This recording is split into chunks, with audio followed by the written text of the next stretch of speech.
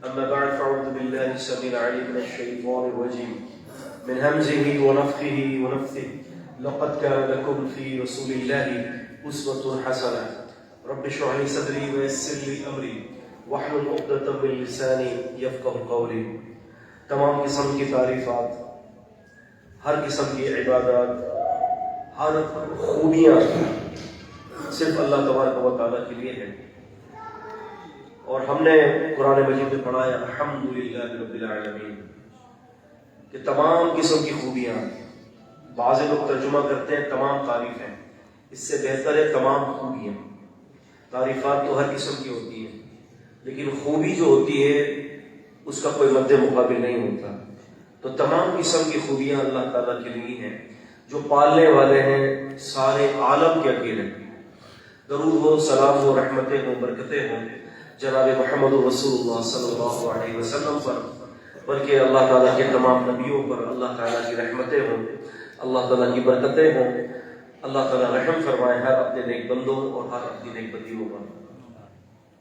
قرآن مجید سورہ احزاب سورہ 33 کی 21ویں ایک مختصر سی آیت آپ کے سامنے میں نے جو ہے وہ تلاوت کی ہے. اللہ تعالیٰ نے اس آیت کی ابتدا کلمہ تحقیق کے ساتھ کیا ہے، اور وہ کیا ہے؟ لقد کان لکم فی رسول اللہ اسوۃ حسنہ. لقد کا لفظ عربی زبان کے اندر محقق بات کے لیے کہا جاتا ہے کہ بلا شبہ کان لکم فی رسول اللہ اسوۃ حسنہ، کہ تمہارے لیے نبی صلی اللہ علیہ وسلم کی زندگی میں بہتر نمونہ ہے. اللہ تعالیٰ نے رسول اللہ صلی اللہ علیہ وسلم کی زندگی کو ایک ایگزامپل بنا کر جو ہے وہ ہمارے سامنے پیش کیا ہے، اور رسول اللہ صلی اللہ علیہ وآلہ وسلم کی حیات طیبہ، آپ کا سونا، آپ کا بیٹھنا، آپ کا جاگنا، آپ صلی اللہ علیہ وسلم کی تبلیغ، آپ صلی اللہ علیہ وسلم کا جو ہے وہ شب و روز کے جتنے بھی افعال اور جو کچھ بھی آپ نے کیا ہے وہ سب کا سب اللہ تعالیٰ نے امت کے لیے ہدایت بنایا ہے. اور اس میں کسی قسم کی کوئی مشروط چیز نہیں ہے. اللہ تبارک و تعالیٰ نے قرآن مجید کے اندر نبی صلی اللہ علیہ وسلم کی اطاعت کو غیر مشروط قرار دیا ہے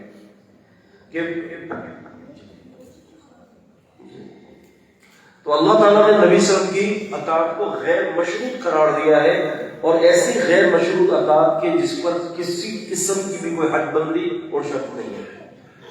اب اللہ کے رسول صلی اللہ علیہ وسلم دنیا کے سب سے بڑے محسن انسانیت، اور نبی پاک صلی اللہ علیہ وسلم صرف ایمان والوں کے لیے رحمت نہیں، کافروں کے لیے بھی رحمت، اور صرف کافروں اور ایمان والوں کی رحمت نہیں، اللہ کے رسول صلی اللہ علیہ وسلم فرشتوں کے لیے بھی رحمت، اور صرف فرشتوں کے لیے نہیں، جن انسان اور فرشتے کی تو عقول ہے، عربی زبان میں ان کو عقول کہا جاتا ہے، جو غیر عقول ہے، جانور، چرند پرند، جنوں کے جانور، دیگر مخلوقات، چاہے وہ اس یونیورس کے اندر ہے یا کہیں اگر کسی کا کوئی تصور بھی ہے کسی مخلوق کا، تو اللہ رب العزت والجلال نے ہر ایک کے لیے نبی پاک صلی اللہ علیہ وسلم کو رحمت بنا کر بھیجا ہے.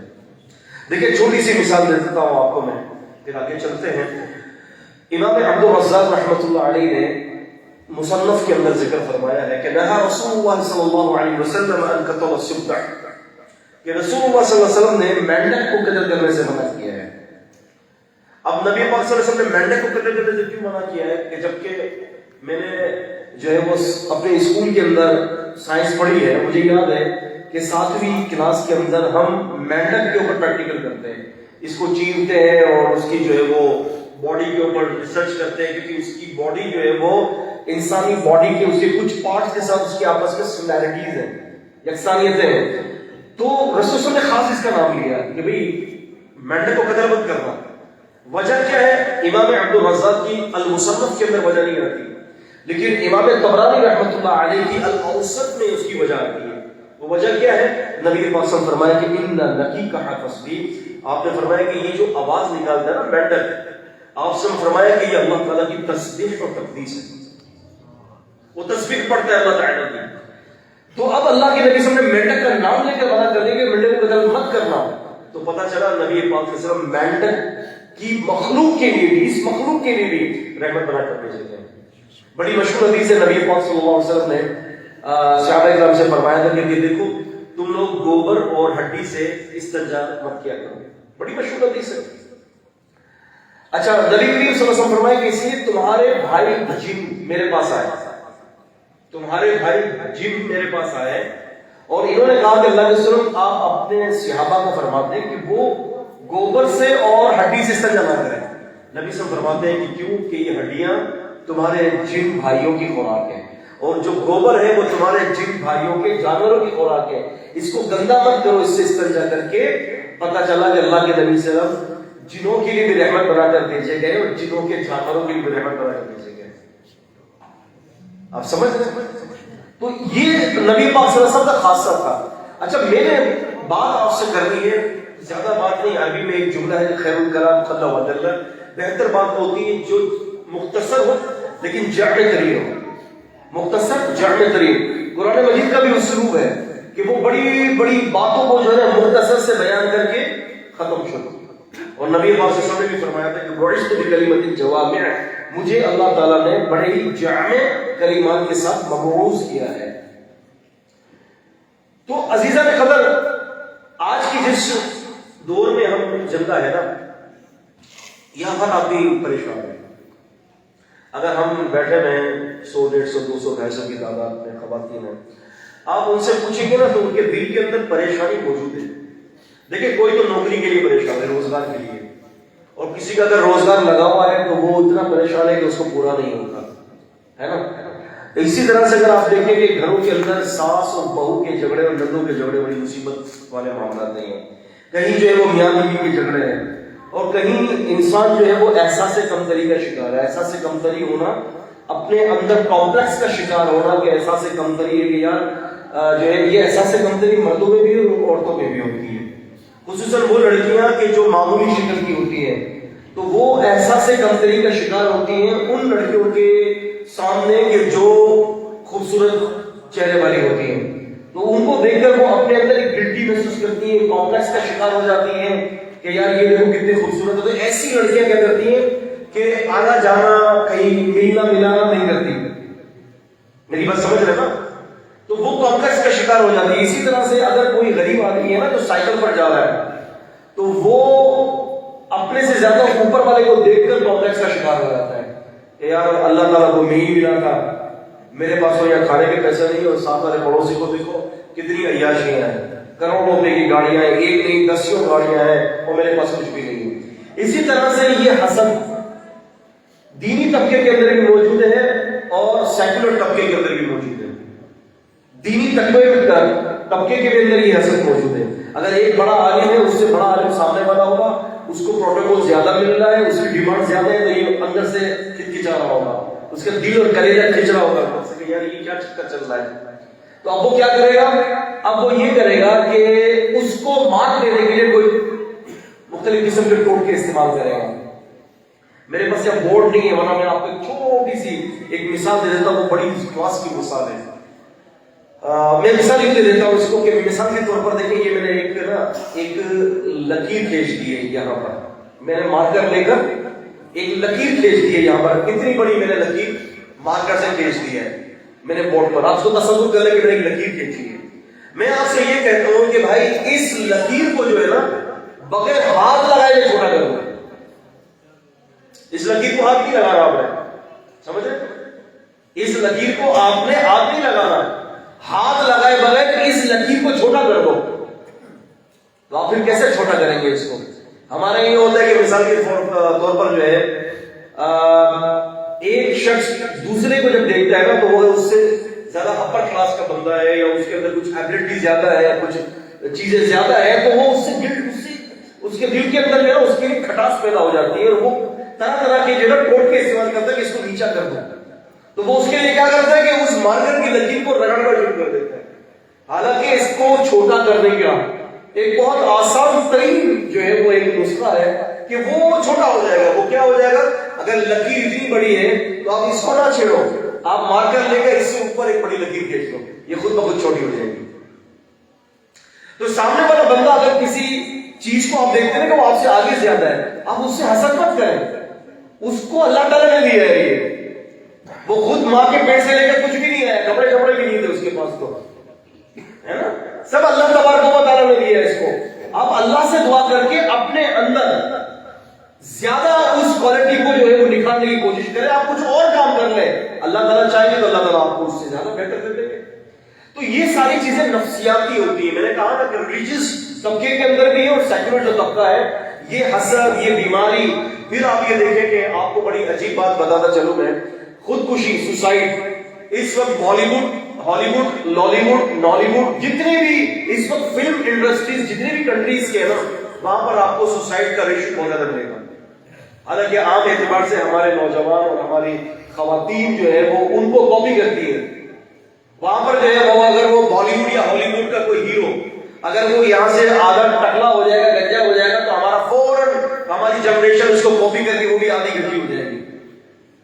بلیو کریں واللہ بنفسی, میں نے خود نے دیکھا کہ ایک جینس کی پینٹ ایک بندہ پہن کے آیا تھا, گھٹنوں سے نیچے 4 دھاگے, گھٹنوں سے اوپر 4 دھاگے, اور اس کے اوپر انڈر ویئر کی طرح وہ پینٹ پہنے ہوئے, باقی سب کھلا ہوا ہے. اب میں نے کہا کہ یہ کیا چیز, تو اب لازمی سی بات ہے کہ اس نے دیکھ لیا ہوگا کسی ہالی ووڈ یا بالی ووڈ کو, کسی جو ہے وہ ایکٹر کو دیکھ لیا, وہ اس نے فوراً وہاں سے کاپی کیا اور اس نے اپنے اوپر امپلیمنٹ کر لیا. یہ کیا ہوتا ہے, یہ ذہنی غلامی کا, ذہنی غلامی کی سب سے بڑی دلیل ہے. میں اس فیلڈ میں آنے سے پہلے, دعویٰ کی فیلڈ میں آنے سے پہلے ایکسپورٹ مینیجر تھا. میں آپ کو اپنا ایک چھوٹا سا واقعہ سناتا ہوں. تو ایکسپورٹ مینیجر تھا میں, تو انسپیکشن سرٹیفکیٹ کے لیے مجھے نا بائر کے پاس جانا پڑتا تھا. انسپیکشن سرٹیفکیٹ سمجھتے ہیں آپ, جو ہم سامان جب ہم یہاں سے ایکسپورٹ کرتے ہیں نا, تو وہ ایک سرٹیفکیٹ دیتے ہیں بائر کے جو ایجنٹ ہوتے ہیں انسپیکشن. تو وہ لینے کے لیے میں کلفٹن پر گیا, اور کلفٹن پلازا کے اندر, تو لازمی سی بات ہے وہ فورن کنٹریز کی تھی, لیکن وہاں پر جو ریسپشن میں جو ایک خاتون بیٹھی ہوئی تھی وہ مسلم تھی. اچھا, جیسے کہ میری شلوار بھی ٹاٹوں سے اوپر ہے الحمدللہ, اس موقع میں بھی ایسے تھے, داڑھی بھی تھی, سر پہ ٹوپی بھی تھی, اور شلوار میری الحمدللہ ٹخنوں سے اوپر تھی. میں تازہ دنیاوی تعلیم کی اس سے فارغ ہوا تھا میں. تو میں جب وہاں پر پہنچا تو وہ مجھے دیکھ کر ہنسنے لگ گئی. ہنسنے کی وجہ کیا تھی کہ الحمدللہ جس پنڈلی پر میری شلواریں تھیں تو وہ مجھے دیکھ کر ہنسنے لگ گئی. اچھا, میں نے محسوس کر لیا, تو میں نے اپنے آپ کو کہا کہ حسین یہ بڑا اچھا دعوت کا موقع ہے, چلے جاؤ کلاس بھی لے لو اور دعوت بھی لے لو. تو میں نے جا کر کہا کہ میں نے کہا سسٹر آر یو مسلم, تو میں نے کہا کہ بہن آپ مسلمان ہیں, تو کیا نہیں کہ شو میں مسلمان ہوں.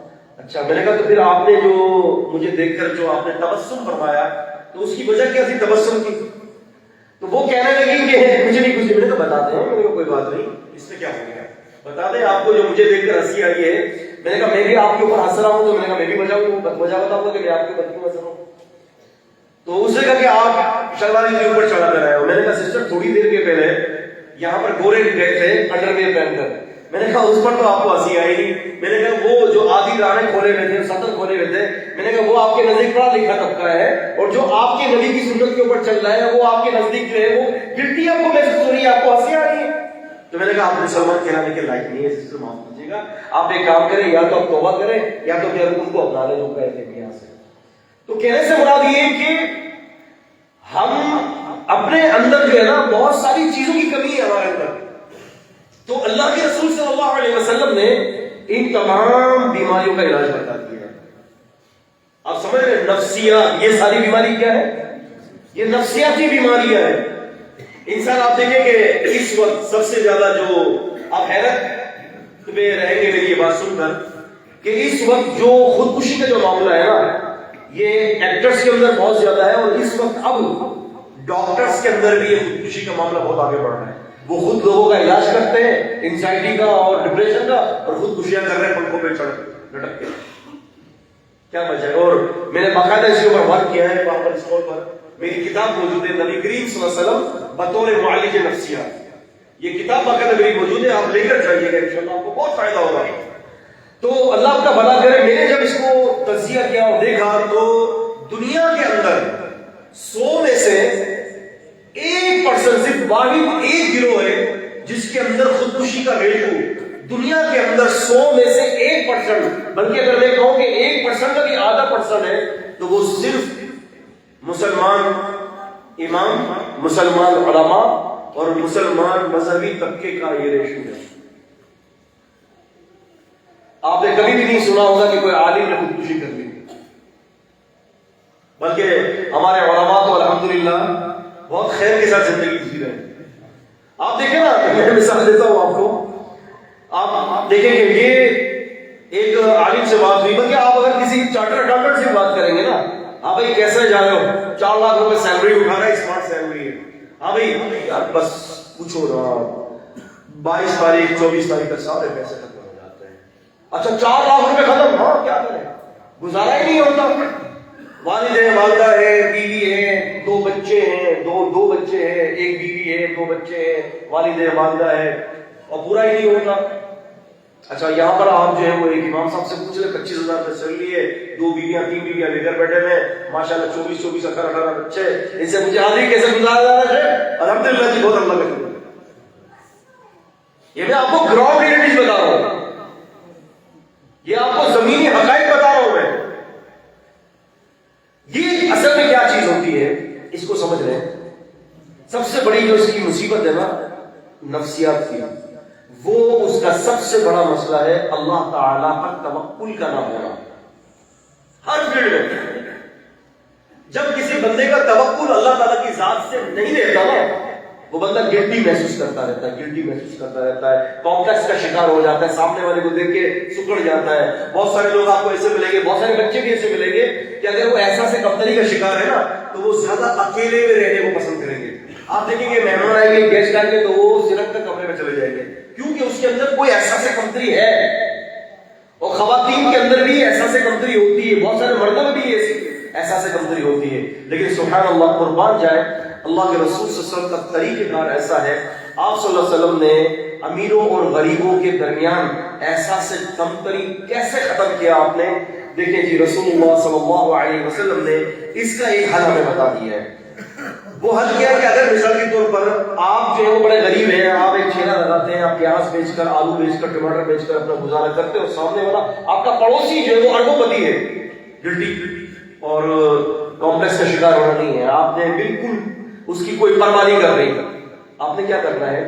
ایک کام کرنا ہے، آپ بیچ رہے ہو آلو اور آپ بیچ رہے ہو ٹماٹر، آپ کی جو ہے وہ آمدنی روزانہ کی 500 روپے فار ایگزامپل، نبی پاک صلی اللہ علیہ وسلم فرماتے ہیں کہ انظروا الی من هو اسفل منکم، آپ نے فرمایا کہ ہمیشہ یاد رکھو کہ تم اپنے اسٹیٹس کے حوالے سے اپنے سے نیچے دیکھو۔ آپ سمجھ رہے ہیں؟ نبی پاک نے فرمایا کہ اپنے اسٹیٹس کے حوالے سے تم اپنے سے نیچے لوگوں کو دیکھو، اس سے کیا ہوگا کہ تم نیچے والے لوگوں کو دیکھو گے، تمہارے اندر صبر اور شکر پیدا ہوگا۔ اور اگر آپ سے سب فرماتے ہیں کہ تم نے اپنے سے اوپر لوگوں کو دیکھا تو ناشکریاں پیدا ہو جائیں گی۔ تو ناشکری پیدا ہونے کی سب سے بڑی وجہ اور اپنے اندر احساس کمتری مالی اعتبار سے سب سے بڑی وجہ یہ ہے کہ جب آپ جاتے ہیں نا سائیکل پر جا رہے ہیں یا بائک پر جا رہے ہیں تو چاروں طرف آپ دیکھتے ہیں بنگلہ بنا ہوا ہے، تو آپ یوں جھانک رہے ہیں، وہ کوئی بنگلہ اچھا لگتا ہے تو کھڑے بھی ہو جاتے ہیں، اب گاڑی کو آپ ٹچ کر کے دیکھ رہے ہوتے ہیں، خوش ہو ہوتے ہیں، پھر آپ کے اندر یہ جستجو پیدا ہوتی ہے کہ یار کاش کہ میرے پاس ہے۔ اب آپ جناب علی 150 پر گھوم رہے ہو، 3 لاکھ روپے کی بائک پہ گھوم رہے ہو، تو میرے بھائی آپ اس کو دیکھ لو گے کہ جس کے پاس یہ بائک نہیں ہے، تو پھر آپ کو اپنی بائک اچھی لگے گی۔ یہ نبی پاک صلی اللہ علیہ وسلم کا طریقہ کار ہے۔ اب یہ یہاں پر آپ یہ دیکھیں کہ ہمارے معاشرے کے اندر خواتین کیا کرتی ہیں کہ اگر جو لڑکیاں جن کی شادیاں نہیں ہوئی اور وہ معمولی شکل کی مایوس ہو کر گھر میں بیٹھی ہوئی ہے، وہ کیا سوچتی ہے ہمارا رشتہ کہاں سے آئے گا۔ اب اس کے لیے کیا کرتی ہے کہ جب کوئی پارٹی ہوتی ہے یا کہیں شادی میں آنا جانا ہوتا ہے تو اس کے لیے کیا کرتی ہے کہ مصنوعی بال لگواتی ہیں، اور اسی طرح سے مصنوعی اتنی زیادہ میک اپ لاپتی ہیں اپنے منہ کے اوپر کے تاکہ وہ لوگوں کے سامنے حسین نظر آئے۔ یہ ان کی احساس کمتری ہے۔ اگر آپ نے کسی خاتون نے حسین نظر آنا ہے اور خوبصورت نظر آنا ہے، اس کا سب سے بہترین طریقہ یہ ہے کہ وہ اپنے آپ کو نبی پاک صلی اللہ علیہ وسلم کے طریقے میں مکمل طور پر ڈھانپ لے۔ اللہ رب العزت والجلال اس کے اندر وہ کشش اور خوبصورتی پیدا کر دے گا کہ اس عمل کی بدولت اللہ تعالیٰ نیک رشتہ اس کو عطا کر دے گا۔ اور ایک اور تجزیہ اللہ کے رسول کی حدیث سے ہمیں پتہ چلتا ہے۔ اب دیکھیں مثال کے طور پر اس عورت کے اندر خوبصورتی نہیں ہے سامنے والی دوسری عورت کی بارے، لیکن اس عورت کے اندر کچھ ایسی کوالٹیز ہوگی جو اس میں نہیں ہوگی۔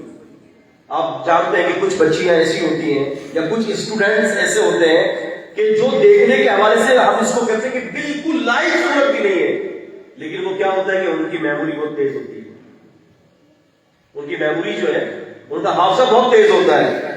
وہ خوبصورت بچے اور بچیاں جو ہیں عزیزان گرامی قرآن حفظ کر رہے ہیں 5 سال میں، اور اس نے 5 مہینے کے اندر قرآن حفظ کر لیا. اب یقین مانیں جو اس کی میموری جو ہے، جو فاسٹ ترین میموری ہے، اس کی میموری کے آگے اس کی خوبصورتی جو ہے وہ بھٹے بیچتی ہے. کیوں کہ یہ خوبصورتی جو دماغی قوت ہے نا، حافظے کی قوت، یہ انسان کو اور خوبصورت بنا دیتا ہے. تو ہر کوئی شخص یہ اس بات کو دیکھ لے عزیزان قدر کہ اللہ کے رسول صلی اللہ علیہ وسلم نے آپ کو آپ کے پیمانے پر کیا تعلیم دی ہے. آپ دیکھیں دعوت و تبلیغ کے اندر اللہ کے نبی صلی اللہ علیہ وسلم نے لوگوں کی نفسیات کا بڑا خیال رکھا ہے. ہمارے ایسا ہوتا ہے کہ تبلیغ کے لیے ہم اگر کسی کو بلاتے ہیں، کسی داعی کو، تو وہ ایک عالم ایسی باتیں کر جاتا ہے کہ لوگوں کو پلے نہیں پڑتی. آپ میں مثال کے طور پر یہاں بیٹھ کر اگر اصول حدیث میں بات کروں، حسن لغیری اور حسن لذاتی کی بحث چھوڑ دو، اور اس کے اوپر میں بحثیں کروں اقوال دوں اور فلاں کرا فلاں محدث کا یہ قول ہے، عربی عبارتیں نقل کروں. اب یقین مانے آپ سر پوچھائیں گے اور بولیں گے یار یہ کب جائے گا بھائی؟ ہمیں کیا پتا یہ حسن لغیری اور حسن لذاتی کیا ہوتا ہے؟ ہمیں کیا پتا کہ حدیث کا اضطراب کیا ہوتا ہے؟ ہمیں کیا پتا کہ متن کی علتیں کیا ہوتی ہیں؟ لیکن کیا اگر میں آپ سے وہ بات کروں جو آپ کی سمجھ میں آ جائے تو یہ سمجھ لیں کہ یہ نبی پاک صلی اللہ علیہ وسلم کا اسوہ ہے کہ اللہ کے نبی صلی اللہ علیہ وسلم سامنے والے سے اس طرح مخاطب ہوتے تھے کہ اس کو سمجھ میں آ جائے. فار ایگزامپل، مثال کے طور پر نبی پاک صلی اللہ علیہ وسلم مسجد میں بیٹھے ہیں. ہمارے ادھر مسجد میں، اس مسجد میں کارپیٹ بچھا ہوا ہے. اگر کوئی آدمی گندے کپڑے پہنے ہوئے، ٹھیک ہے، موالی قسم کا آدمی جو ہے وہ آیا مسجد کے اندر چیرتا ہوا، یہاں بیٹھے اور یہاں پر جو ہے وہ پیشاب کرتے ہیں، کمیٹی کا کیا رد عمل ہوگا؟ سب جوتے ماریں گے، ڈنڈے ماریں گے، اٹھا کر باہر دیتے ہیں. یہ کیا کر دیا؟ مسجد پوری خراب کر دی. ایسا ہی نا اللہ کے نبی صلی اللہ علیہ وسلم کے طریقہ نہیں تھا. آپ دیکھیں نبی علیہ السلام کیسے انسان کی جو ہے نا جو ہے وہ نفسیات کو پڑھنے والے تھے. بیٹھے نبی پاک صلی اللہ علیہ وسلم صحابہ کرام میں تھے، ایک جاتی آیا بالکل جھٹ اور گواہ، وہ آیا اور وہیں پر سب کے سامنے اسے سسو کر دی مسجد کے اندر. اب صحابہ کرام کھڑے نہیں کرنے ریلیکس کرنے دو، اس کو فارغ ہونے دو. بالکل پیشاب سے فارغ ہو گیا. اب آپ صلی اللہ علیہ وسلم نے اس کو بلایا. آپ نے فرمایا کہ دیکھو بھائی، یہ مسجدیں اللہ تعالیٰ کے ذکر کے لیے ہیں، یہ مسجد تلاوت کے لیے ہیں، یہ مسجد نماز کے لیے ہیں، پیشاب کے لیے مسجدیں نہیں ہیں. پیشاب کی ضرورت ہوتی ہے تو باہر جایا جا سکتا ہے، مسجد میں پیشاب نہیں کی جاتی. یہ بات آپ صلی اللہ علیہ وسلم نے اس کو بتائی، اور آپ نے صحابہ کرام کو فرمایا کہ تم آسانی کرنے کے لیے بھیجے گا، سختی کے لیے نہیں. اب آپ یہاں پر غور کریں ذرا نبی پاک صلی اللہ علیہ وسلم کی حکمت کے اوپر. ایک تو آپ صلی اللہ علیہ وسلم نے اس کو کوئی لمبی گفتگو نہیں کی، اصطلاحات کی باتیں نہیں بتائی اس کو، بلکہ آپ نے اس کو موٹی وہ باتیں بتائی جو اس کی سمجھ شریف میں آ جائے. پھر اگر آپ صلی اللہ علیہ وسلم سختی کر دیتے اور مار کر بھگا دیتے تو اس بات کا ڈر تھا کہ دوبارہ مسجد میں نہ آتا. اور یہ نبی پاک کو گوارا نہیں ہے کہ کوئی شخص اللہ کے پاس آئے اور اس کے گھر میں آئے اور دوبارہ پھر مسجد کا منہ نہ دیکھے. ہمارے رویوں سے، ایکسکیوز می معاف کیجیے گا، ہمارے رویوں سے اللہ ماشاءاللہ کچھ ایسے نمازی ہوتے ہیں کہ جو بھاگ جاتے ہیں اور پھر مسجد کا منہ نہیں دیکھتے ہیں. ہماری یہ طریقہ نبی صلی اللہ علیہ وسلم کا. اب مسئلہ یہ کہ یہاں آپ دیکھیں کہ اللہ کے رسول کتنے بڑے طبیب تھے، آپ ڈاکٹر بھی تھے بہترین. آپ نے اس کو پیشاب کرتے ہوئے روکا نہیں. حافظ ابن حجر الاسقلانی رحمۃ اللہ علیہ نے اس کی ایک بڑی زبردست توجیہ دی ہے. فرماتے ہیں کہ اگر نبی علیہ السلام اس کو بیچ پیشاب میں رکوا دیتے تو پھر کیا ہوگا کہ وہ ڈرتے وہ اسی حالت میں پیچھے چلا جاتا. تو جب کسی کی بیچ پیشاب کی جگہ پر کوئی پیشاب روک دیتا ہے تو وہ ڈراپ ہو کے پوری مسجد خراب کر دیتا ہے. اس حکمت کے لیے نبی پاک اس کو روکا نہیں کہ فارغ ہونے دو.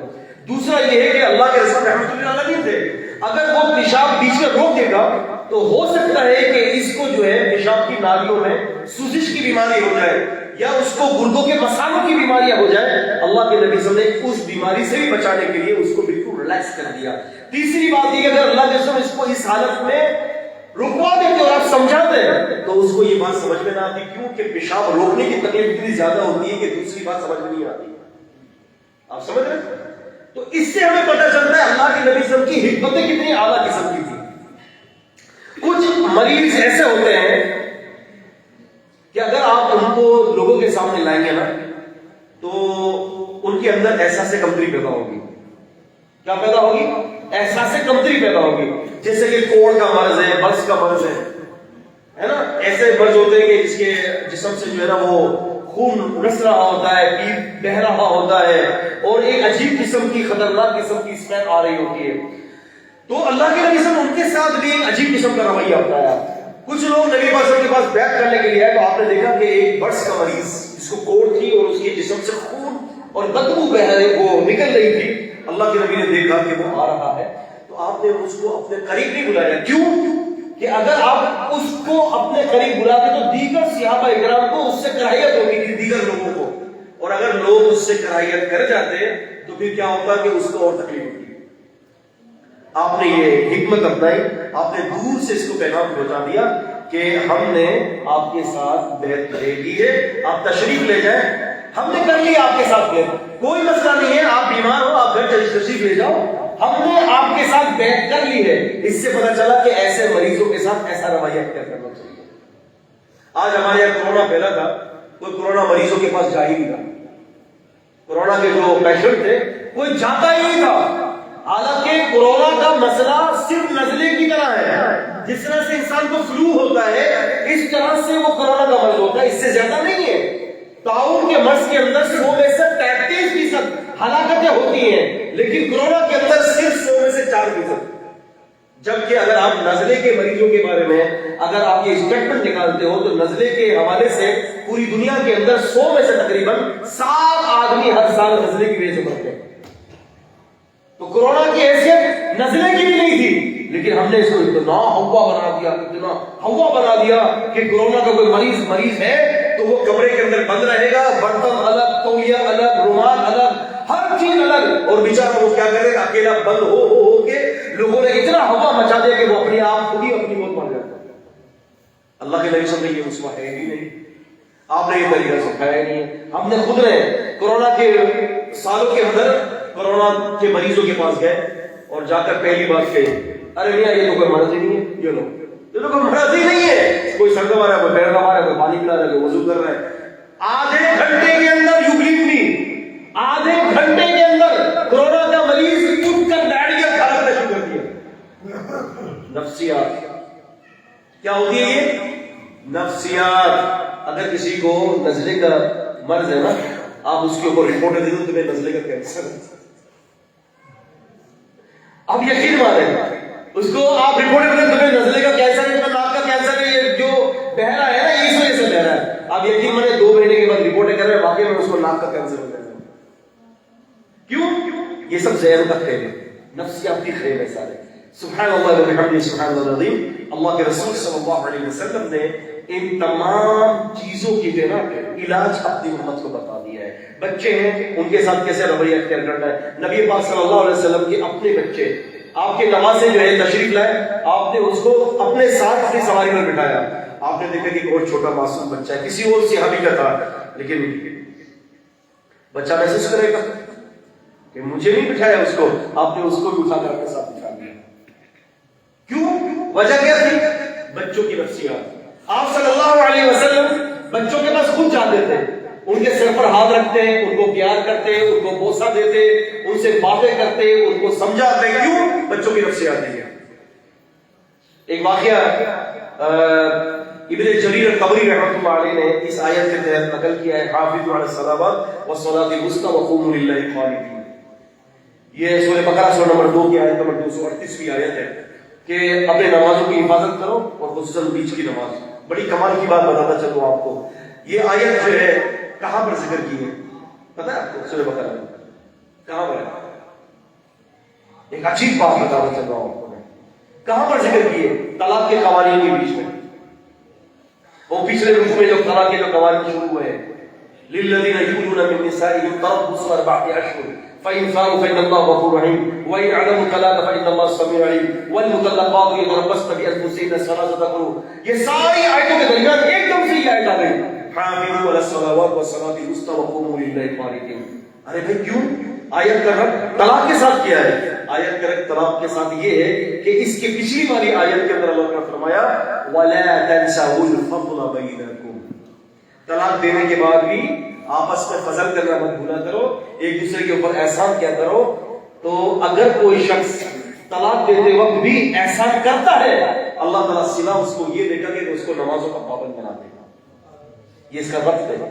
کیا ہے اس کا یہ ربط ہے۔ تو یہاں پر اللہ رب العزت جل جلالہ آپ سے یہ گزارش کر رہا تھا کہ آیت کا دوسرے آیت کے ساتھ ربط اور نبی کریم صلی اللہ علیہ وسلم کی جو تعلیمات ہیں، میں کیا کہہ رہا تھا